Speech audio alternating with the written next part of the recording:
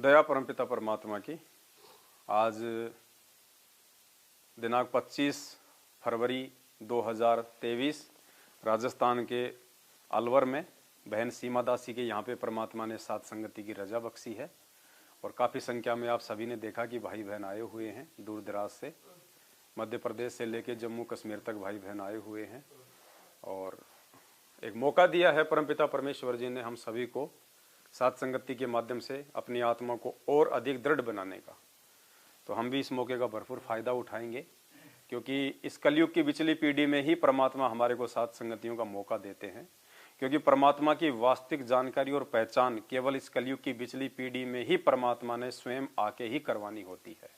आज से पहले भी आए परमात्मा, सतयुग में भी आए, त्रेता में भी आए, द्वापर में भी आए और कलयुग की प्रथम पीढ़ी में भी आए, लेकिन परमेश्वर ने अपनी पहचान नहीं करवाई थी, क्योंकि परमेश्वर ने उस समय तक इस मूल ज्ञान को और अपनी पहचान को छुपा के रखना था, क्योंकि जो समय जो निर्धारित था मोक्ष का, वो परमात्मा ने पिछली पीढ़ी का निर्धारित किया हुआ था।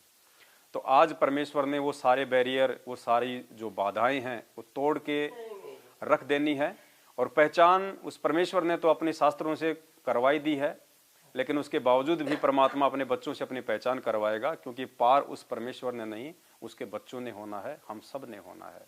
तो हमने उस परमात्मा की पहचान करनी पड़ेगी और पहचान हो जाने के बाद फिर हमने तन मन धन से परमात्मा के प्रति समर्पित हो जाना है। उसके बाद ही हमारा यहाँ से छुटकारा हो पाएगा, क्योंकि बहुत सारी चीजें हैं, परमात्मा एक तीर से बहुत सारे शिकार करते हैं। अभी जब दास जेल गया तो परमात्मा ने बहुत सारी चीजें मुझे आभास करवाई और बहुत ही नजदीक से मैंने उन चीजों को जो है वो आभास भी किया। जेल में जब दास था, महीना डेढ़ महीना जब बीता, तो जेल में बहुत सारे जो व्यक्ति थे उनसे जान पहचान भी हो गई थी। कोई आसपास का भी था, कोई हरियाणा का भी था, कोई गुरुजी को जानने वाला भी था कोई ऐसा भी था जो अपने पूज्य गुरुदेव जी से नाम दीक्षा ले चुका था, लेकिन बीच में उसने छोड़ दी थी। बहुत ज़्यादा पुराने भगत भी थे, आप और हमारे भगत भाई भी थे वहाँ पे, जो बरवाला कांड में कुछ एक तो जो फरार घोषित थे उनको पुलिस ने पकड़ा था 8 साल के बाद में, वो भी थे वहाँ पे। और एक भगत अपने जेल में ऐसे भी थे जो मर्डर के मुकदमे में 20 साल की मतलब जेल काट रहा है। तो उनको बहुत नज़दीक से जानने का दास को मौका मिला।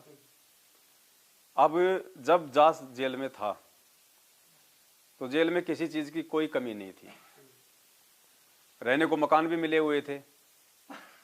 जैसे मकान हमारे हैं यहाँ पे छोटे छोटे, इनसे तो बहुत ज्यादा लंबा चौड़ा हॉल था, पूरा बहुत लंबा चौड़ा।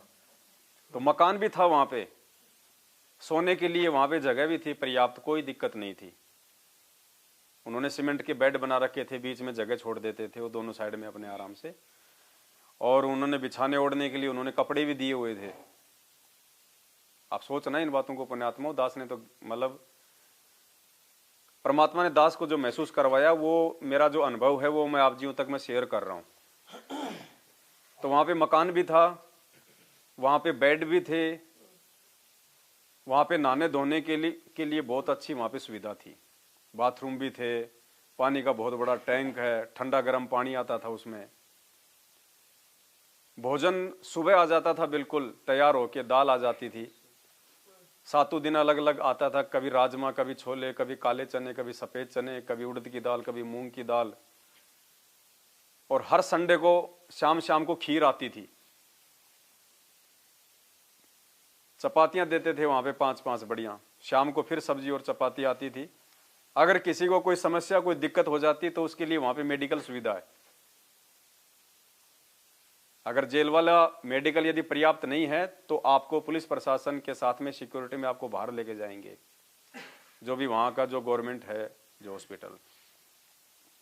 जेल के अंदर एक कैंटीन भी है और कैंटीन में सारी सुविधा जो भी आपको चाहिए, बस आप तो अपने घर से पैसे मंगवाओ, जेल में जाते ही आपका एक खाता नंबर खुल जाएगा। उस खाते नंबर में आप अपने मोबाइल से, एक एप्लीकेशन आती है, उसके माध्यम से आप उसमें पैसे डाल सकते हैं। उसकी लिमिट है महीने के 8,000 रुपये, यानी एक जो व्यक्ति होता है जेल के अंदर वो अपने घर वालों से महीने में 8,000 रुपये तक मंगवा सकता है। साबुन, तेल, पानी, बादाम, अखरोट, काजू, किशमिश, गुलाब जामुन, बर्फी उर्फी सब मिलती है वहाँ पे अंदर। और गवर्नमेंट की तरफ से रोजाना हर एक को आधा किलो दूध दिया जाता है। कोई दिक्कत नहीं, दिन में आपको पर्याप्त वहाँ पे समय मिलता है। वहाँ पे वॉलीबॉल का ग्राउंड है, आप चाहे वॉलीबॉल खेलो, चाहे आप जी बैडमिंटन खेलो। जो पुलिस वाले हैं वो आपकी सिक्योरिटी में रहते हैं, जिनको हौलदार कहते हैं, वहाँ पे वो आपकी सिक्योरिटी में रहते हैं कि आपस में कोई झगड़ा ना कर ले, कोई किसी को नाजायज जो है परेशान ना करे।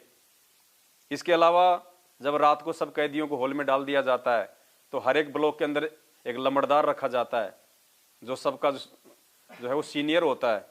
आपस में कोई झगड़ा ना करें, कोई बातचीत ना हो जाए, कोई किसी को परेशान करे तो जाके वो बता दे वहाँ पे। इसके अलावा सुप्रिटेंडेंट जेल का सप्ताह में एक बार आके, जिसको बोलते हैं परेड, सभी कैदियों को बाहर जो है वो खड़ा कर देते हैं। सुप्रिटेंडेंट आता है और सुप्रिटेंडेंट पूछता, भाई कोई किसी को दिक्कत तो नहीं है, कोई किसी को परेशान तो नहीं कर रहा। इसके अलावा 10-15 दिन में एक बार वहां की जो जज है सीजीएम, वो आती है जेल में कि भाई आप में से कोई मतलब दिक्कत तो नहीं है किसी को, आपके घर वाले मिलने के लिए आते हैं कि नहीं आते हैं, आप लोगों ने वकील किया कि नहीं किया। सारी सुविधा, कोई दिक्कत नहीं वहां पे। फोन की सुविधा, सप्ताह में 2 बार आप जी बात करो, 10-10 मिनट के लिए, 5-5 मिनट के लिए, जैसे भी आपको हो उपलब्ध है। आपके घर वाले आपसे मिलने के लिए जाते हैं सप्ताह में 2 बार, और 15-15 मिनट बात होती है आपस में। कोई दिक्कत नहीं वहां पे। उसके बाद भी पुण्यात्मा उस जेल के अंदर मन नहीं लगता है। सब कुछ होने के बावजूद भी आप अगर कैंटीन का खाना खाओ तो बहुत अच्छी बात है, नहीं तो आप वहां से अपनी भट्ठी ले लो, 500 रुपए की एक भट्ठी मिट्टी की, और आपको कोयले मिल जाएंगे वहां पे, आप अपने पैसों से लो। आप चाहे पनीर की सब्जी बनाओ, चाहे काजू किशमिश की बनाओ, हलवा बनाओ, चाहे खीर राम बनाओ, कुछ भी बनाओ आप, सारी सुविधा। फिर भी पुण्यात्माओं उस जेल में मन नहीं लगा, बिल्कुल। इतनी सुविधा होने के बावजूद भी हमेशा मन ये करता था कि बाहर चलें, बाहर चलें, बाहर कब चलेंगे। और दास का वैसे मन नहीं था कि मुझे अंदर कोई परेशानी थी, दिक्कत थी, नहीं। दास तो केवल इस परमेश्वर की सेवाओं के लिए तत्परता कर रहा था। कहने का मतलब है पुण्यात्माओं, परमात्मा ने जो महसूस दास को जो जेल में करवाया, वही जो महसूस है वो हमने इस काल लोक में करना पड़ेगा अपने सतलोक के लिए। कि यहाँ पे सारी सुविधाएं हमें, इस काल भगवान ने भी हमें खूब सारी सुविधाएं दी हुई है। काजू किशमिश सेव संतरे, मकान, बेटा बेटी, कार कोठी, बंगले, काम धंधे, व्यापार, सब कुछ दिया हुआ इसने। और अगर कहीं थोड़ी बहुत कोई थी कमी तो वो आके हमारे परमपिता परमेश्वर सतगुरु रामपाल जी भगवान ने हमें नाम दीक्षा देके वो पूरी कर दी। अब हमारा यहां से जो है मन उठ जाना चाहिए। और जैसे दास उस जेल से बाहर आया, और बाहर आने के बाद में वहां मेरे बहुत अच्छे मेरे संबंध भी हो गए थे, बैठ के परमात्मा की ज्ञान चर्चा भी करते थे। बहुत सारे लोग गुरु जी को दंडोत भी करने लग गए थे, परमात्मा का जयकारा भी लगाते थे। 3 बार वहां पे खीर राम का भोग भी लगाया हमने, सबको बांटा, बिस्कुट का प्रसाद भी सबको बांटा करते थे परमात्मा को भोग लगाने के बाद में। कोई दिक्कत नहीं थी। और जैसे दास जेल से बाहर आया, वो यार दोस्त, वहां की सारी सुविधा वो याद भी नहीं आती है, इच्छा भी नहीं करती कि वापस मैं वहां पे जाऊं, जबकि वहां कोई दिक्कत नहीं थी। तो पुण्यात्माओं, जब तक हमारे अंदर ये इच्छा सतलोक के लिए नहीं बनेगी, क्यों? क्योंकि परमात्मा ने बताया कि ये 21 ब्रह्मांड क्या है, ये सतलोक की जेल है। सतलोक में जब कोई गलती कर देता है तो उसको सजा दी जाती है इस काल के लोक में भेजने की। ये जेल है सतलोक की। जैसे हम यहाँ पे कोई भी गलती करेंगे तो हमारे को जेल में भेज दिया जाता है, तो वो यहाँ की जेल है। अब उस जेल से बाहर निकलते ही वहां की कोई याद नहीं, कुछ नहीं। और जब तक जेल में थे उस समय हमारी इच्छा थी कि हम बाहर चलें। तो इसी प्रकार जो भी यहाँ पे सुविधाएं हैं, हम उनको थोड़ा सा मतलब सीमित कर दें। सीमित करते जाएंगे तो गुरुदेव ने बताया कि हमारे ऊपर जो भार है, जो वजन है, वो कम होता चला जाएगा। और वजन यात्रा में जितना कम होगा उतना हमारे लिए फायदेमंद है। अन्यथा जब हमारा शरीर छूटने का समय आएगा और जितना ज्यादा वजन हमने जमा करके रखा होगा, संपत्ति का, कार का, कोठी का, मोह ममता का, तो परमात्मा कहते हैं तेरे लिए सबसे ज्यादा बाधा बनेगी वो चीज, तेरे अंदर वो आस्था जो है वो बनी रहेगी। तो क्यों ना हम उसको पहले धीरे धीरे धीरे धीरे हम उसको समाप्ति कर दें परमात्मा के आशीर्वाद से। और जब हम ऐसा मानस बना लेंगे तो परमात्मा भी दया कर देते हैं। तो हम सबकी ऐसी इच्छा जो है बननी शुरू हो जानी चाहिए। और उसके लिए ये बनेगी कब? जब हमारे ऊपर पूज्य गुरुदेव जी का आशीर्वाद होगा। और आशीर्वाद कब होगा गुरु जी का? जब हम गुरु जी के वचन में चलेंगे, हम उनकी मर्यादा में चलेंगे, हम उनको भगवान मानेंगे कि इनके अलावा दूसरा कोई बंदी छोड़ इस ब्रह्मांड में नहीं है। और जब हमारी आत्मा, हमारा तन मन जब हमारे पूज्य गुरुदेव जी को भगवान के रूप में स्वीकार कर लेगा तो दुनिया की कोई भी ताकत हमारे को इस काललोक में रोक नहीं सकती। और अब की बार तो परमात्मा वैसे भी विशेष हमारे को ग्रेस मार्ग देगा, तो हमने भी फायदा उठाना फिर उन चीजों का। कहते हैं आदमी अगर धीरे धीरे अगर चल रहा है तो उसको धक्का मारा जा सकता है, और जो बिल्कुल ही जो घुटने टेक के बैठ गया उसको तो कौन उठाएगा।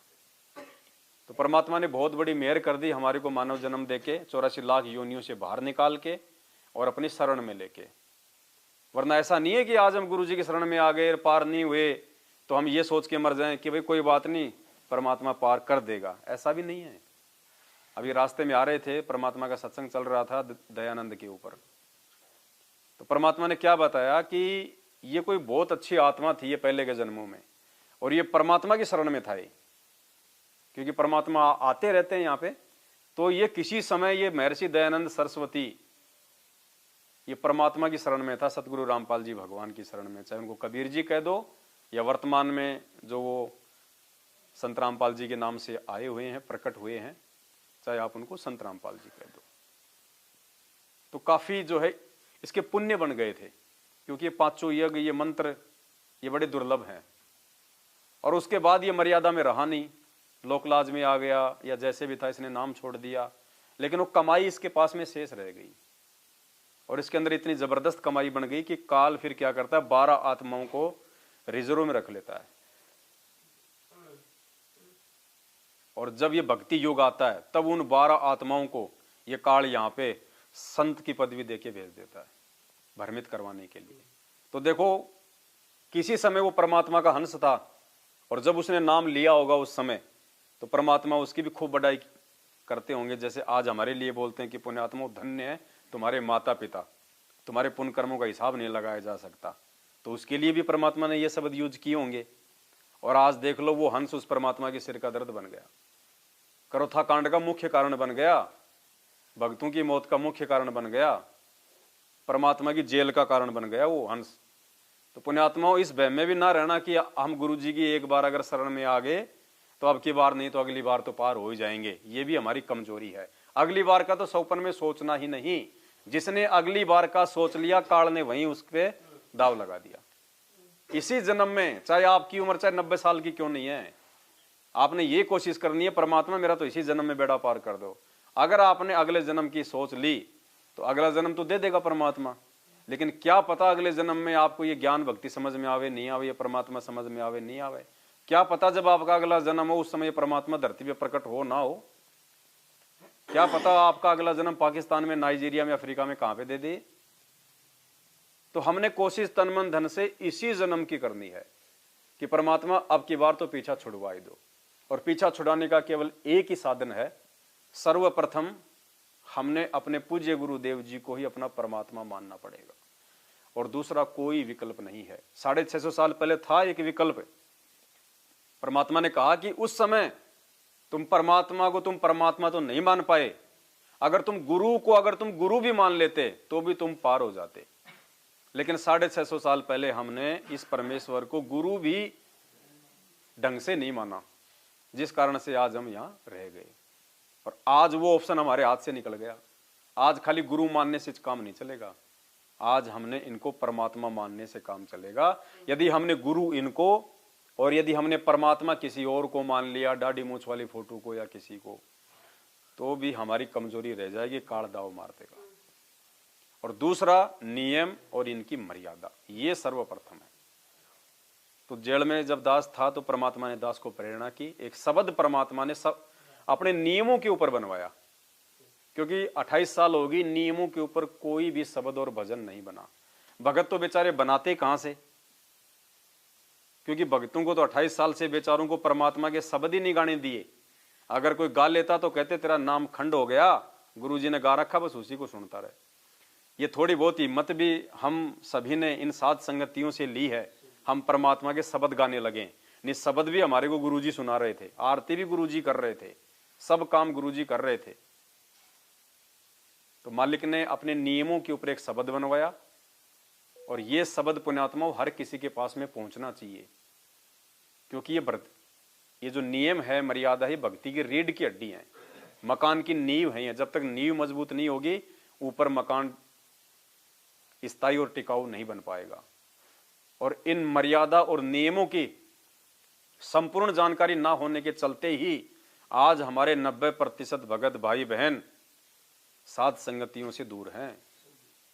वो नियमों पे नहीं चल पा रहे, आए दिन उनकी अकाल मौतें हो रही हैं, घर में उनके कहर टूट रहे हैं, सिर्फ नियमों की जानकारी के अभाव में। तो परमात्मा ने जो शब्द बनवाया है, हम उस शब्द को भी गाएंगे और साथ में हम उसको विस्तार से लेके चलेंगे। चलो, आप और हम साध संगत से जुड़े हुए भाई बहनों पे तो परमात्मा ने असीम मेहर कर रखी है अपनी, लेकिन इस वीडियो के माध्यम से हमारे जो अन्य भगत भाई बहन हैं और जो जगत वाले भाई बहन हैं, जो गुरुदेव के ज्ञान को सुन रहे हैं, समझ रहे हैं, उनके लिए भी ये बहुत ज्यादा फायदेमंद होगा। तो परमेश्वर ने जो शब्द बनवाया है, अब हम उस शब्द को छोड़। सतगुरु रामपाल जी भगवान जय हो।